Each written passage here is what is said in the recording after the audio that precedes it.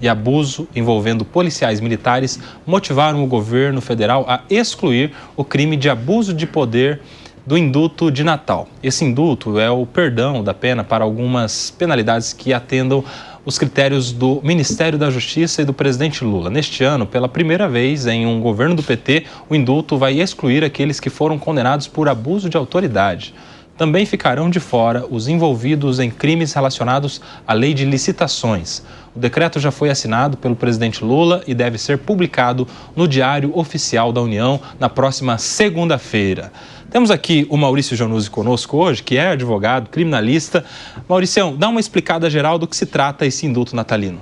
Então, esse é um decreto que é da Presidência da República, que ele acaba extinguindo a pena de alguns crimes, desde que aquele indivíduo já tenha cumprido parte da sua pena, e ele escolhe entre aqueles que já cumpriram as penas algumas espécies penais, para assim dizer, que que será perdoado, né, para ficar bem claro para a audiência.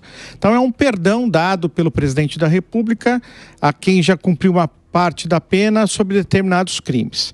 E ele faz uma exclusão de alguns crimes de licitação, como foi colocado aqui, ou seja, que envolvem aí empresas que vão contratar com o governo, né? Outros de abuso de autoridade, ou seja, quando as próprias forças de segurança, as polícias, praticam crimes, quando na verdade deveriam fazer com que esses crimes não acontecessem, eles são as pessoas que praticam esses crimes.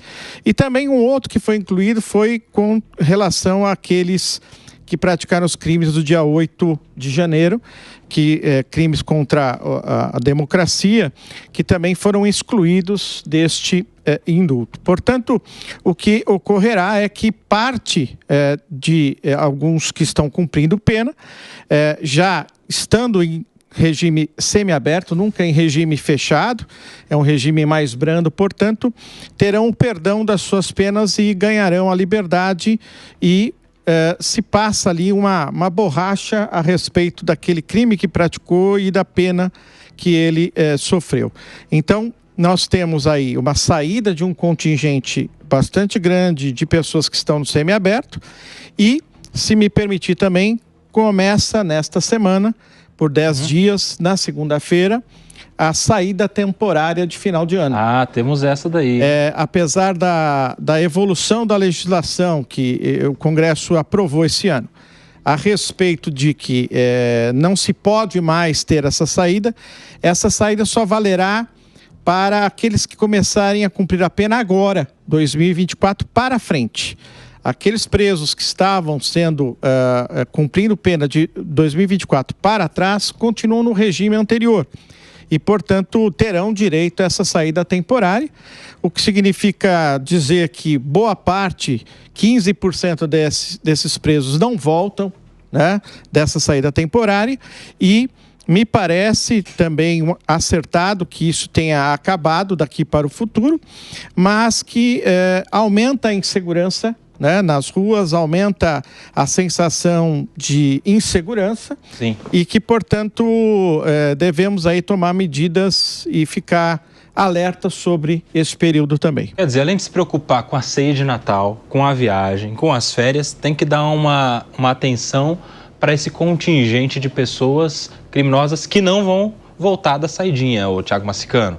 As pessoas vão ter a saída temporária agora, boa parte delas, como o Januzzi bem lembrou aqui, elas não voltam. E pior, elas não voltam e cometem crimes, né? Aliás, a lei que extinguiu a saída temporária, naturalmente para os novos casos, ela foi apelidada pelo nome do sargento da polícia de Minas Gerais, eu me esqueci o nome dele, que morreu justamente vítima de uma pessoa em saída temporária que praticou ali um homicídio contra um policial. Ou seja, as pessoas já estão com medo de tudo, tem mais essa agora, tem que ficar esperto com criminosos na rua. Thiago Massicano. Uma coisa é a questão do indulto, né? E outra é a questão da saída temporária, que são dois institutos totalmente diferentes e que, infelizmente, são utilizadas aí de forma que deturpa a finalidade da sua essência, né? Sim. A saída temporária seria uma ressocialização e o que a gente, na verdade, vê é colocar novamente a pessoa no crime. Infelizmente, isso já vem estatisticamente aí por todos os índices que a gente vê.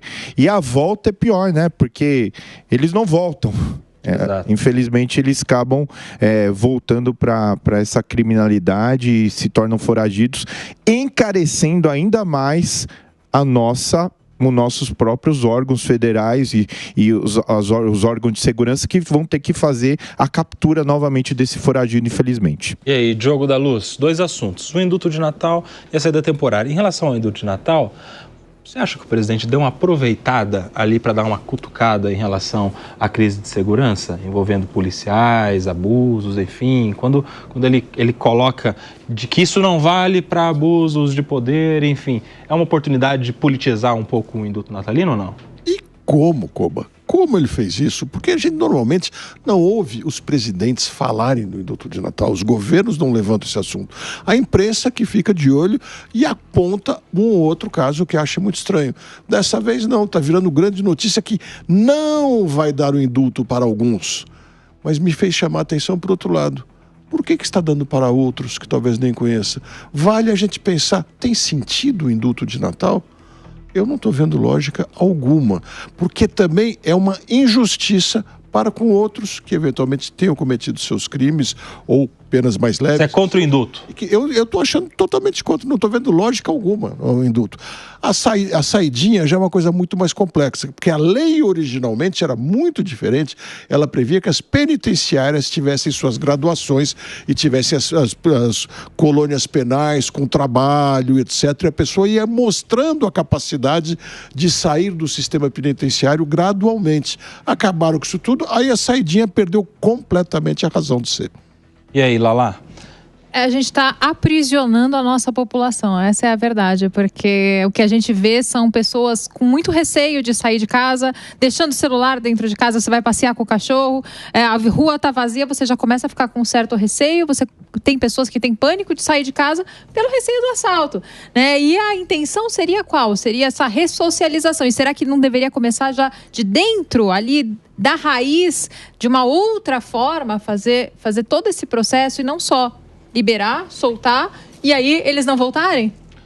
Dá a entender, às vezes, Osaga, que algumas pessoas vivem num mundo ideal onde as unidades prisionais não são totalmente comandadas pelas facções criminosas, que acolhem essas pessoas quando entram no regime de uma maneira, né, considerável, dando a ele instrumentos até de higiene pessoal, garantia de que ninguém vai bagunçar com ele, de que a família dele, quando vier visitar, vai ser bem recebida. Ou seja, ele entra no sistema prisional, ele não é bem recebido pelo Estado, ele é bem recebido pela facção criminosa. Dá para ele sabonete, pasta de dente, dá um celular aqui, liga para sua família, porque tem celular nas cadeias, não sei se vocês sabem, tem, e eles que comandam.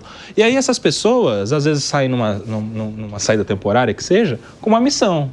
Lembra que a gente te acolheu? Agora vai lá e faz isso, isso e aquilo. E aí, ou o cara sai e pratica, geralmente, algum crime, ou não pratica e não volta.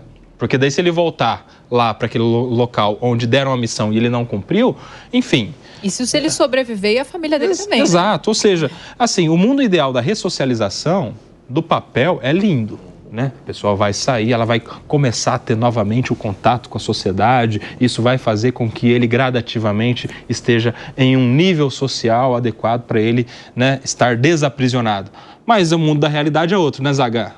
Na teoria, a prática é outra? Na teoria, aparentemente, parece ser bonito, mas está longe disso. E eu explico por quê.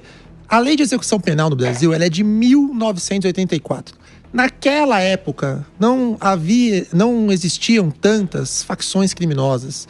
Nós não tínhamos mais de 80 como nós temos hoje. Nós não vivíamos numa espécie de narco-estado com essas facções criminosas inseridas em todos os poderes. Inserida no poder legislativo, judiciário. Hoje, o que nós temos é que garantir o fim da saidinha, isso é uma aberração, e o indulto natalino, quem tinha que conceder, Koba, não é o presidente, deveriam ser as famílias as vítimas. Indulto é uma vergonha. É que é um perdão, né? Faz sentido, Zaga.